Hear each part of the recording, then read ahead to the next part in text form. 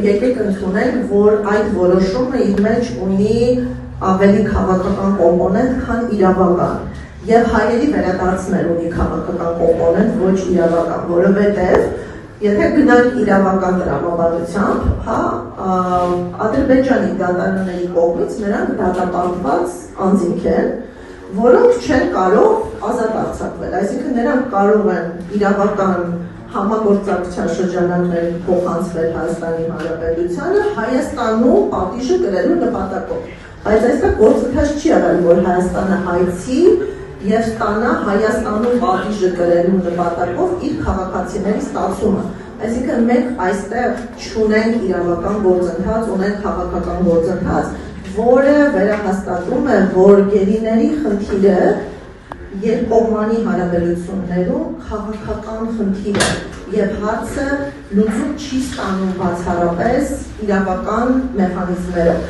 Հիմա իրավական մեխանիզմներ ընթանում են եւ մենք շատ հետեւողական ենք, որպեսզի իրավունքների առնչությամբ լինեն դատական պրոցեսներ, բայց այս դատական պրոցեսը երկու նպատակի է ծառայում։ Առաջինը այս փուլում կանխում է կյանքի սպառնացող վտանգները, քանի որ այս անձին գտնվում է դատական պրոցեսների ուշադրության կենտրոնում եւ ցանկացած արտակարգ զարգացում սկանդալային քննարկումներ առաջ բերելու Ադրբեջանի իշխանությունների պատասխանատվության տեսանկյունից եւ իմ գնահատմամբ նրանք եւս հետեւողական են, որ որևէ հայ չմահանա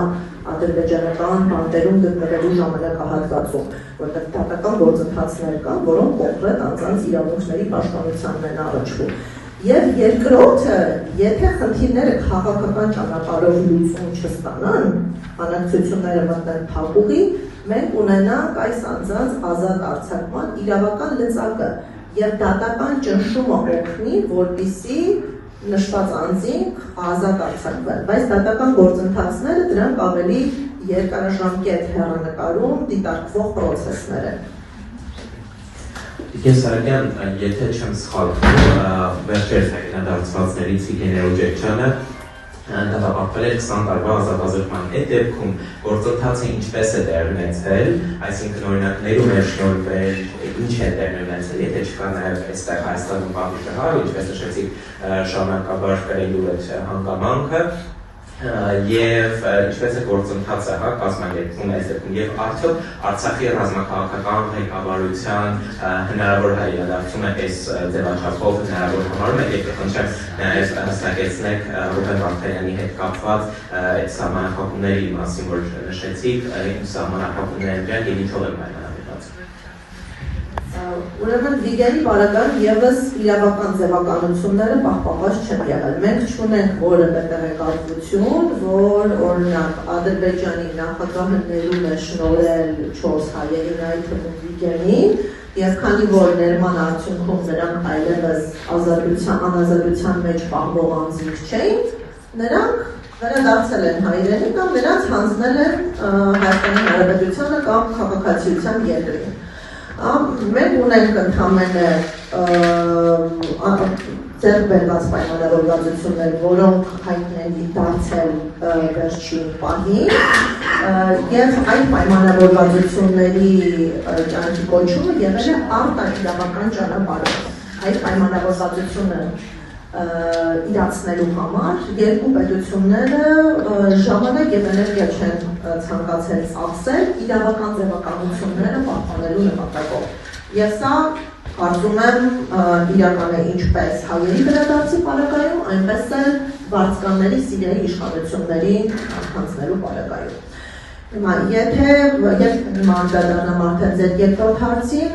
Ռուբեն Վարդանյանի արտաքին աշխարհի հետ կապն է ավելի սահմանափակվել, այսինքն մեծացել է իզոլացիան, քանի որ ընտանիքի հետ զանգերի թվաքանակը նվազել է, այսինքն օրինակ 4 զանգի փոխարեն 2 զանգի հնարավորություն է տրվել նույն ժամանակահատվածում։ Իսկ Արցախի ռազմաքաղաքական ղեկավարության հնարավոր նրանց վերադարձի պարագայում ես եւս իրական համարում եմ, որ առանց ձևականությունների հնարավոր է վերադարձ ապահովել Եվ մենք ունեցել ենք նաև տենց հետաքրքիր դեպք, երբ ռազմագերին Հայաստան է վերադարձվել ընթացող դատավարության շրջանակներում, այսինքն դատարանում ունի ամբաստանյանի կարգավիճակ, պայմանավորվածությունը ձեռք է բերվել, նա ազատ է արձակվել եւ հաջորդիվ նիստի ընթացքում դատարանը հայտնել է, որ քանի որ Ամբաստանյանը գտնվում է Ադրբեջանի սահմաններից դուրս ու ուստի պետք է կարճել այդ վարույթը, այսինքն սեփական կանխով գործողություններով իշխանությունը Ամբաստանյանին տվել է մեկ այլ երկրի եւ հետո այդ հիմքով արդարացրել է, թե ինչու դատական process-ը իր բնականոն ճանապարհով չպետք է եզրափակվի։ Քաղաքական պայմանավորվածությունը դոմինանտություն է ձեռք բերել իրավական լուծմանը։ Մենք պետք է արձանագրենք, որ այս փուլում ունենք նման տենդենսներ։